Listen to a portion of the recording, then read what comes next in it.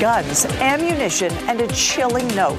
Just some of the evidence new warrants list in the Raleigh mass shooting. There's just a mountain of evidence. What a defense attorney says stands out to him most about the new findings. Plus, new tonight, Durham Public Schools employees could learn what next year's pay could look like. We're live where they're rallying for change.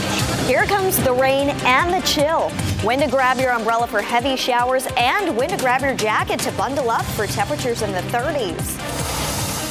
Search warrants released today are taking us inside the 2022 Raleigh mass shooting in a way we haven't seen before. Thanks for joining us. I'm Ashley Rowe. And I'm Dan Haggerty. So we are going to share the details of these warrants with you, and not for the shock value of it, though some of it is shocking, but also to identify the behaviors and the specifics so that parents and friends and others in the community know the red flags. As you'll see, there were many in the Thompson household. Here's WRAL's Matt Tallhelm. These new search warrants reveal what investigators discovered in the teenage suspect's home here in the Hedingham neighborhood and in the search history on his smartphone. The mountain of evidence must be unbelievable that's involved with this case. Lee Turner is a former Raleigh police officer who's now a defense attorney. We asked him to review the search warrants that describe the evidence investigators are collecting in their case against Austin Thompson. He was just 15 years old when police say he shot and killed 5 people in the Hedingham neighborhood and on a nearby greenway. One thing that really stood out to me is this wasn't an instantaneous thing. There was some premeditation and planning that went into it. The warrants list evidence seized from the Thompson family home in Hedingham. Detectives found 11 guns and more than 160 boxes of ammunition. They took computers and hard drives. They also found what appears to be a confession note signed by Austin describing the killing of his brother James inside the home. From there, investigators say Thompson went on a shooting spree before being tracked down to this shed and taken into custody.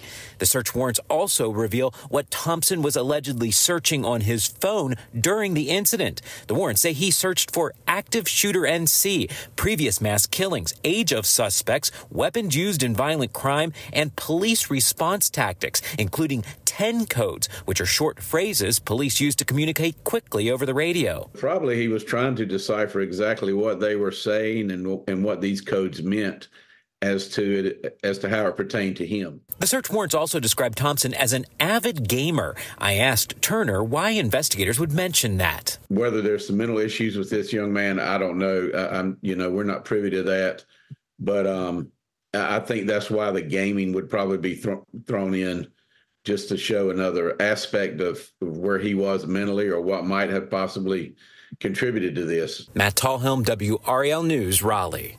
Now, we also need to talk about Thompson's parents in this case, specifically Austin's father.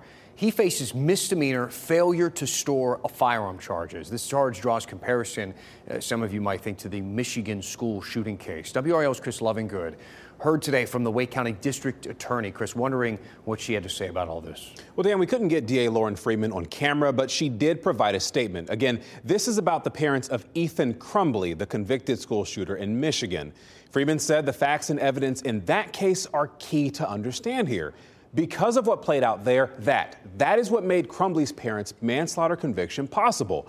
Freeman also noted Crumbly's parents didn't cooperate with authorities during the case, and there was negligence at play, which means, for example, warnings were not heeded. And that is why Freeman ended her statement with, quote, "While it is inappropriate for me to comment on the currently pending case involving Thompson, the public record would reflect significant differences in that case."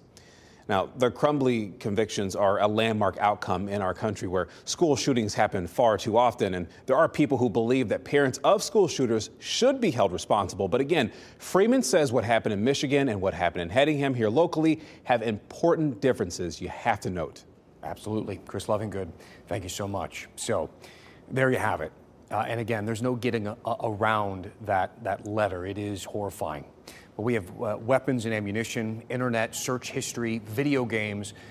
On their own, I mean, these things could be seen as innocent, right? Guns are legal. Teenagers are curious people, and millions play video games. But taken together in this case, they may point to something else entirely. We really don't know for sure. Investigators are still looking for those answers. Right now, the Durham Public School Board is meeting about how staff will be paid next school year. The school board is looking into a new salary schedule. WRAL's Carly Haynes joining us now live outside of that meeting. Carly, we've been covering a lot of these meetings. What's the significance of this one?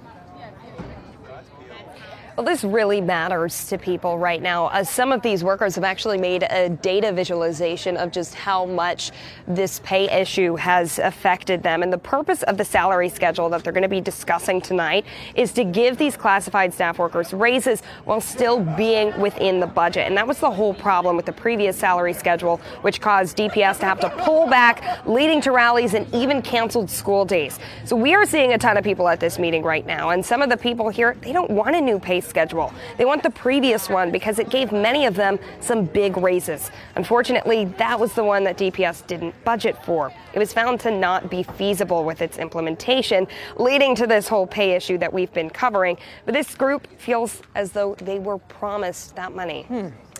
Carly, didn't the board just grant them an 11% raise? What about that?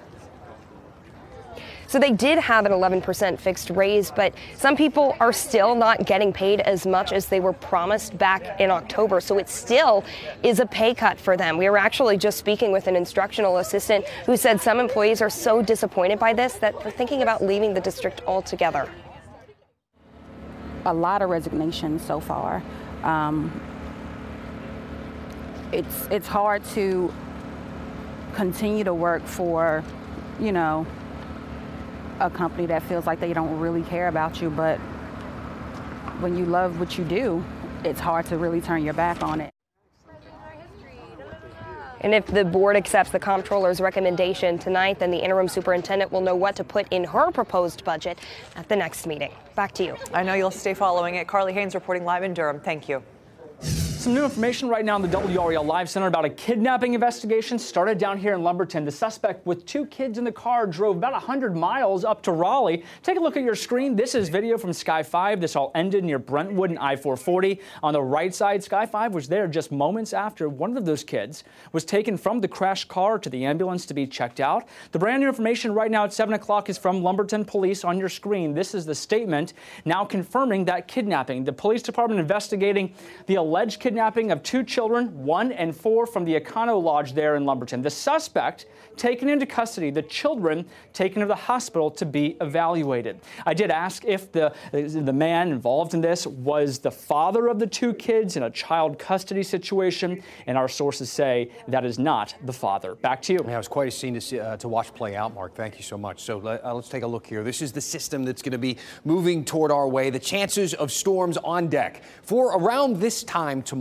Meteorologist Kat Campbell in the WRAL Severe Weather Center, and this rain seems all but guaranteed. Yes, tomorrow night we have a 100% chance of rain. We're talking 1 inch to 1.5 inches of rain possible. So this will be a pretty hearty round of rain for us. Tomorrow morning, we'll wake up to more clouds, not a full overcast just yet. And the first half of the day is going to be completely dry. I would say through 2 o'clock. You're pretty good to go if you have any outdoor plans. But by 3 o'clock, kids are heading home. We could see a few isolated showers popping up. Those chances grow a bit as we get toward 5, 6 o'clock. Not everybody will have rain for the evening commute, but the radar will be blossoming with more activity. And then around and after dinner time, the rain really becomes widespread, and it only gets heavier with time. So by the time we get to midnight, we have widespread rain on the map and some pockets of heavier rain as well. Now, we are keeping an eye on the rain lingering into Saturday, and we have some new positive trends to tell you about with the rain moving out faster. I'll have more on that coming up. Positive trends. Kat, thank you. So while the players compete for championships, universities compete for a payday. Not even the start of the NCAA tournament can stop the business of college sports. These days, that mostly means lawsuits. Clemson sued the ACC this week. The league then countered, suing Clemson right back. WRAL's investigative sports reporter Brian Murphy spoke with officials at UNC to gauge their feelings. Clemson and Florida State are publicly trying to leave the league, so all eyes are on UNC. Brian, what are they telling you about this? What are you hearing? They're watching the situation closely. At least one official, John Pryor, the chairman of the UNC Board of Trustees, is not happy with the league. He told WRAL that the league is not acting in the best interest of top teams like UNC, Clemson, Florida State, and instead propping up the bottom of the league. He called this a gross abdication of responsibility. So they're not happy. They don't think that the ACC is doing the right thing. What is the right thing? What do they mean by that? Does it come down to money? Yeah, most of this comes down to money. The SEC and the Big Ten are pulling so far ahead in the money game, but also in the influence game. They are setting the rules for college athletics moving forward, and no school, including a big brand like North Carolina, wants to be left behind. Now, again, UNC hasn't made any kind of decision here. They haven't said we're leaving or anything like that. When you look at the other schools who are making these decisions, UNC is like the lone fruit hanging on the tree. It's going to be alone. Yeah, they are the number one target of the SEC and the Big Ten. Now, they've been very careful not to criticize the league, unlike Florida State, but the school is studying its options. Lawyers are going through ACC contracts, trying to find a way out. Like I said, they are the biggest prize, and UNC athletic director Bubba Cunningham told me UNC will not be left behind. When the dust settles, they'll be in one of these premier destinations. So how long can this keep going with the lawsuits, the teams wanting to leave? This feels like they need to come to a solution here pretty quickly. Yeah, I mean, everybody has circled kind of 2030 on their radar. I mean, part of the problem is we don't know what college athletics is going to look like in a few years. So I don't think these lawsuits will get settled anytime soon. But there is definitely a strong pull to the ACC from North Carolina. As Hubert Davis said yesterday, my hope is that the conference not only will stay together, but will get even stronger. That may be wishful thinking at this point. But we'll have to pay close attention. That's why we have you around. Thank you. Brian, thanks, man. The new face of weight loss drugs, Oprah Winfrey. She left Weight Watchers. She's at the front of the weight loss drug bandwagon now. Up next, the ripple effects this could have on the industry that's already on an enormous win streak.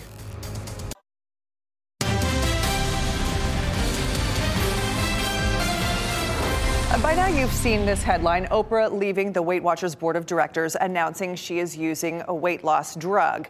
You know, the ones that we're talking about, Wegovy, Ozempic, Mounjaro, Zepbound. And before you say the drug companies are buying her allegiance, consider this. Oprah never said which drug she is taking, which company is getting her money. That could change, but the point isn't which drug she endorses. It's that she's endorsing the drugs at all. Oprah is one of a kind, we know that, right? But for years of her life, she battled something quite common, obesity. I couldn't work out anymore. I mean, like, I can't climb any faster or run any faster. I can't, that was down to eating one meal a day. There's nothing else I can do. So if whatever works for you, I think one of the reasons I wanted to do it is that I let people make their own choices. Millions of people can relate to that, right? 31% of Americans are overweight, 42% are obese. That can lead to type 2 diabetes, heart disease, sleep apnea, even some cancers. We often think of it as a condition, but Oprah wants us to think of it as a disease.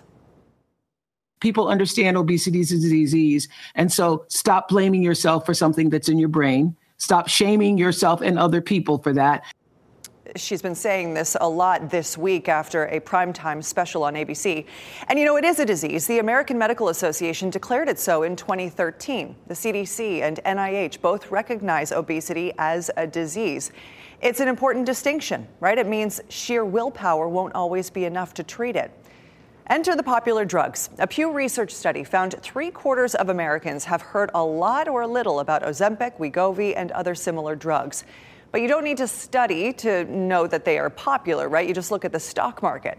Eli Lilly, Novo Nordisk have seen huge gains over the last 2 years. You see those bar graphs right there? Both pharmaceutical companies have successful weight loss drugs. These drugs are only going to get more popular, especially with Oprah on board. I spoke to a UNC pharmacy professor about the Oprah effect, the money, and the future of weight loss drugs. Dr. Ferrari, thanks for chatting with me about this topic that it seems is now, if it wasn't already very much everywhere, it really is now with Oprah Winfrey talking about it so freely. Yeah, I think what Oprah Winfrey has done is she has really elevated or brought to awareness that obesity is a chronic medical condition. What this does is it allows conversation. I think what it allows patients to see themselves in Oprah's story that, oh, I'm struggling just like she is, and empowers them to begin a conversation with their doctors or with their pharmacist about what can they do regarding their obesity journey. And is this medication or are these medications a good fit for them? What about on a macro level, as we see a huge windfall come to these pharmaceutical manufacturers, to the insurance industry, these frankly, these industries that are, for many people, disliked because of how much profit they make off of these drugs?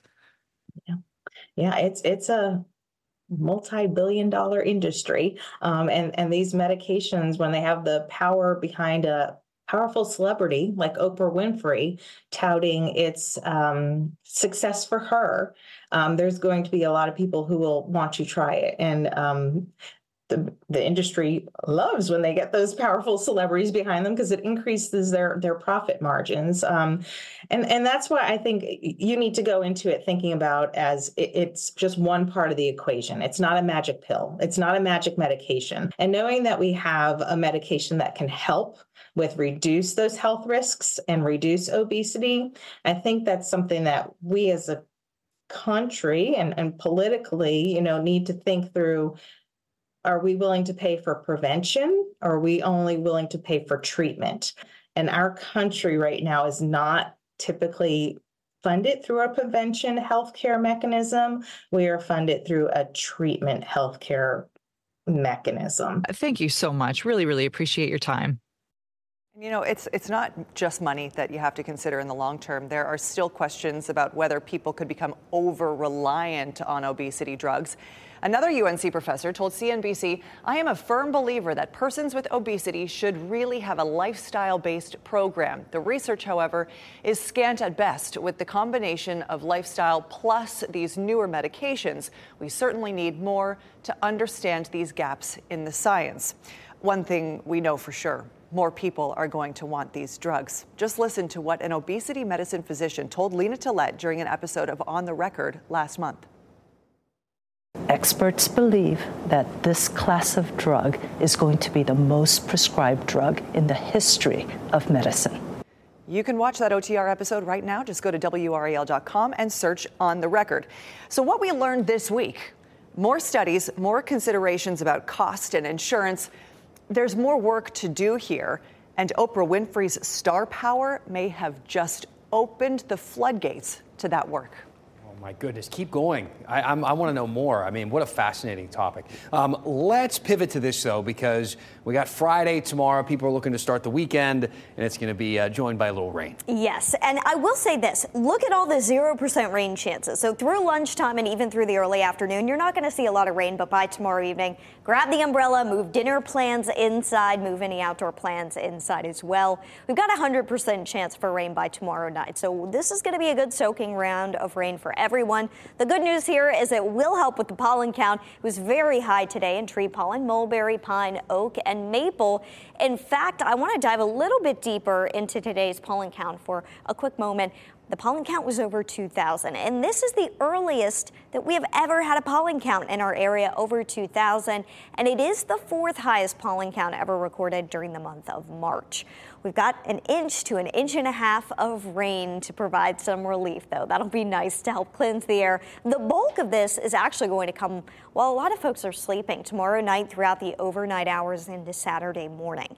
So here's where this system is now. It's an area of low pressure that's going to be tracking through the Gulf Coast states and eventually across the southeast. Notice the white here. This is the upper level clouds. It'll start as just some thin cloud cover moving in tonight, but we'll see the clouds thicken up throughout the day tomorrow. Mostly cloudy skies during the day tomorrow before the rain arrives. Not a full overcast until lunchtime into the afternoon. Still at 2 o'clock, we're mostly dry, but by 3, 4, 5 o'clock, we begin to see a few showers popping up, perhaps an isolated rumble of thunder. Rain is pretty widespread after dinner time, and we'll see continued continuous rain. Midnight, some heavier bands of rain, and the heaviest rain falling overnight, midnight through about 6 a.m. There could be some rumbles of thunder overnight, so if you have pets or children who are not a big fan of storms, just a heads up, you may have some extra buddies in your bed by the morning hours with a few rumbles of thunder possible. 8 a.m. we still have a good amount of rain, though it's lightening up. And then the trends have shown less rain sticking around during the day on Saturday. It's cloudy still, and it would be more in the form of some spotty showers during the day Saturday. So really the soaking should end by the morning hours on Saturday. If you're headed to the beach tomorrow, it's still going to be wet, especially during the evening hours at the coast. And into Saturday, at least it's warmer at the coast. There are showers and some thunderstorms likely Saturday as well. For us, those storms could come overnight. We're not under severe weather threat, though, as of right now. Sunday, it's a windy day expected, 59 the high, 30s again for lows. And once we get to next week, we'll see some near normal highs return. It will overall be a windy weekend. Keep that in mind, so hold on to your hats. All right, Kat, thank you. The first handful of games of the NCAA tournament are in the books. Is your bracket busted yet? If so, you're not alone. We're going to check in on the WRAL bracket pool next.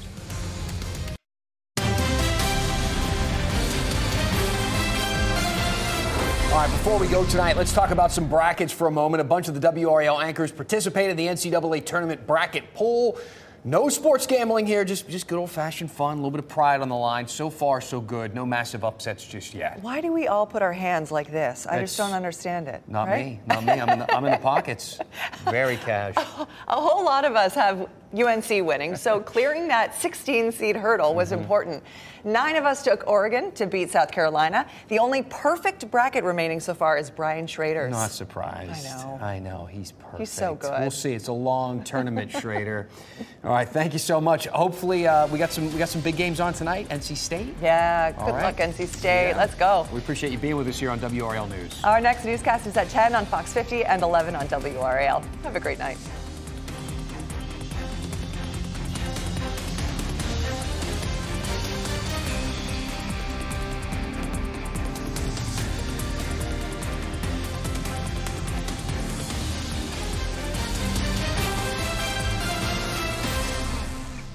Keep watching WRAL News over the air Channel 34 and Spectrum Channel 1257.